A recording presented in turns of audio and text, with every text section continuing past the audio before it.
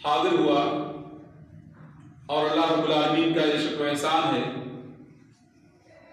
جس کی توفیق ہی سے آپ سے ملاقات کا شرف حاصل ہوا۔ اور میں یہ بات اظہار تشکر، اظہار نعمت کے طور پہ کہہ رہا ہوں کہ آپ کے علاقے سے، آپ کے گاؤں سے اور آپ حضرات سے میں اللہ کے لیے محبت کرتا ہوں، اور جب بھی ادھر میری آمد ہوتی ہے تو میں اس بات کی کوشش کرتا ہوں کہ آپ بھائیوں سے ملاقات ہو۔ اللہ اس نیت اور جذبے کو قبول کرے اور ہم سب کو اللہ رب العالمین اس پر اجر دے۔ میرے بھائیوں اور میرے آواز سننے بہنوں، اللہ رب العالمین اپنے آخری نبی جناب محمد رسول اللہ صلی اللہ علیہ وسلم پر دین اسلام کو نازل کرنے کے بعد ہماری زندگی کے تعلق سے بنیادی باتوں کو بیان کر دیا۔ ہماری خوشی کے مواقع ہوں یا غمی کے ایام ہوں، ان دونوں میں اللہ رب العالمین نے ہمیں واضح تعلیمات کے ذریعے ہماری رہنمائی کی ہے۔ آپ نے وہ حدیث بار بار سماعت کی ہوگی جس میں اللہ کے رسول صلی اللہ علیہ وسلم نے کہا، ان امر المؤمن کلہ خیر،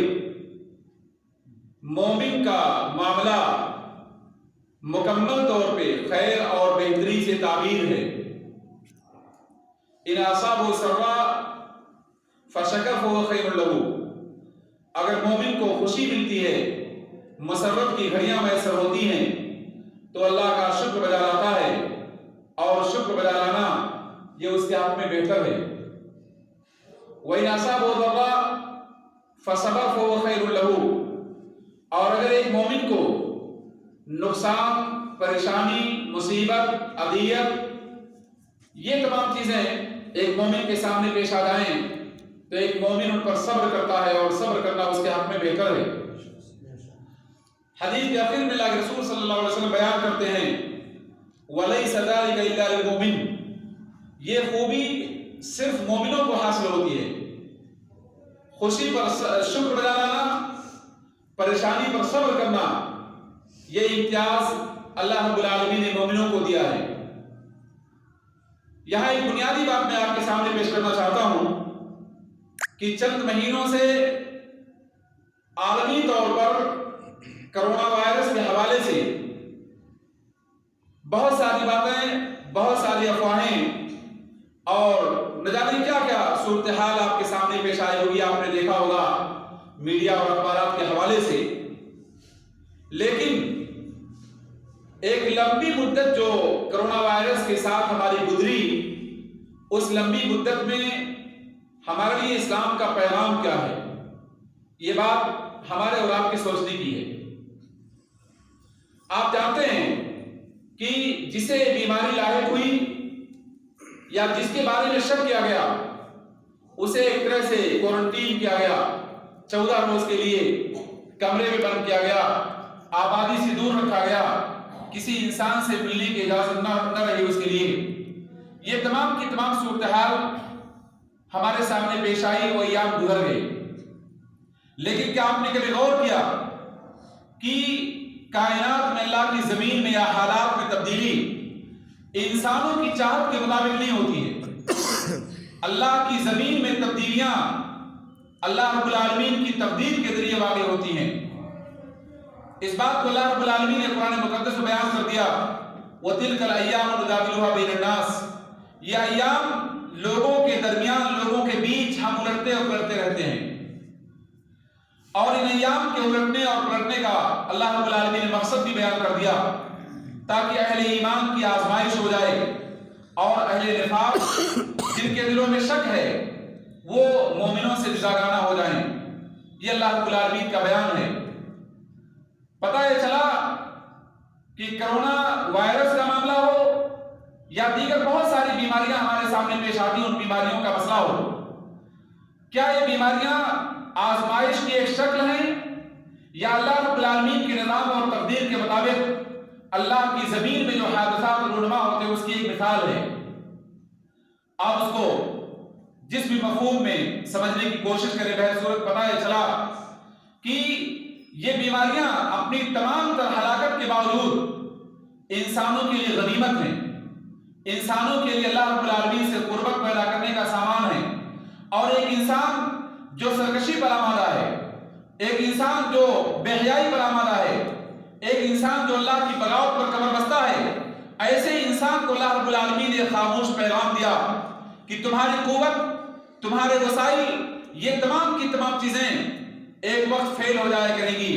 اور اگر اللہ رب العالمین پر تم ایمان لے آؤ، اس کی عبادت کو انجام دو، تو یہ چیز تمہارے حق میں مفید ہوگی۔ آئیے ذرا میں بتاؤں آپ کو، اس دنیا میں ہماری دو حالتیں ہیں، یا تو ہم لوگ خوشحال ہیں، صحت مند ہیں، ہمیں عزت اور غلبہ حاصل بظاہر، اور ہمیں اللہ رب العالمین دولت سے نوازا، جاہ و حشمت سے نوازا، مال و جائیداد کی بہتات ہے، ہماری آپ یہ حالت ہوگی۔ یا پھر اس کے برعکس ہماری حالت یہ ہے کہ ہم لوگ غربت، افلاس، قسم کرسی کی زندگی بسر کر رہے ہوں، بیماریوں سے جوجھ رہے ہوں، حادثات کا شکار ہوں، پریشانیاں ہمارا مقدر بن جائیں، اور دنیاوی اعتبار سے ہم لوگوں کی نظروں میں بڑے ذلیل، ہم لوگوں کی نظروں میں انتہائی حقیر بن جائیں، یا تو ہماری حالت یہ ہوگی۔ لیکن ان دونوں حالات کے بارے میں یہ بات میں واضح طور پہ بتا دینا چاہتا ہوں کہ کسی انسان کا اس دنیا میں خوشحال ہو جانا اللہ کی اس سے رضا کی دلیل نہیں ہے، اور کسی انسان کا اس دنیا میں پریشان اور برحال ہونا یہ اللہ رب العالمین کے غضبناک ہونے کی دلیل نہیں ہے، کیونکہ اللہ کی رضا اور اس کا غضب یہ دونوں چیزیں غیبی ہیں۔ ہم انسان ہونے کے اعتبار سے ان دونوں چیزوں کا فیصلہ کرنے کے مالک نہیں ہیں، کیونکہ اللہ رب العالمین کی رضا اور اس کا غضب صرف اور صرف اللہ رب العالمین کے بیان اور اس کے رسول کے بیان کے مطابق اس کا فیصلہ کیا جائے گا۔ انسانوں کی عقل کے مطابق، انسانوں کی خواہش کے مطابق ہم یہ نہیں کہہ سکتے کہ فلاں انسان بیماریوں سے چور ہے، فلاں انسان غربت کی زندگی بسر کرتا ہے، اللہ اس سے ناراض ہے۔ آئیے میں اس سلسلے میں آپ کے سامنے دلائل پیش کروں، جن دلائل پر غور کرنے کے بعد ہم اندازہ کر سکیں گے کہ بسا اوقات انسان کی بیماریاں، اس کا پریشان حال ہونا، ذہنی اذیت سے دوچار ہونا، جسمانی تکلیف برداشت کرنا، لوگوں کی نظر میں اس کا معیوب اور حقیر ہونا، یہ اس کے حق میں بہت بہتر چیز ہوا کرتی ہے۔ آئیے ذرا اس سلسلے میں دلائل سے گفتگو کروں۔ میں نے آپ کے سامنے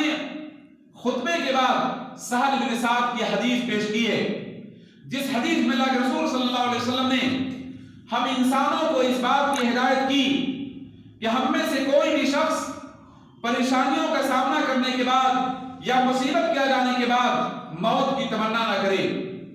ذرا غور کیجئے، لا يتمنین احدکم الموت لضر اصابہ، تم میں سے کوئی بھی شخص ہرگز موت کی تمنا نہ کرے کسی مصیبت کے آ جانے کے بعد، بلکہ اگر اس کی زبان سے کچھ کہہ دینا ضروری ہو جائے تو اللہ کے رسول نے ہمیں تعلیم دی، ہمیں تربیت کی، فَإِنْ كَانَ لَا بُدَّ فَاعِلٍ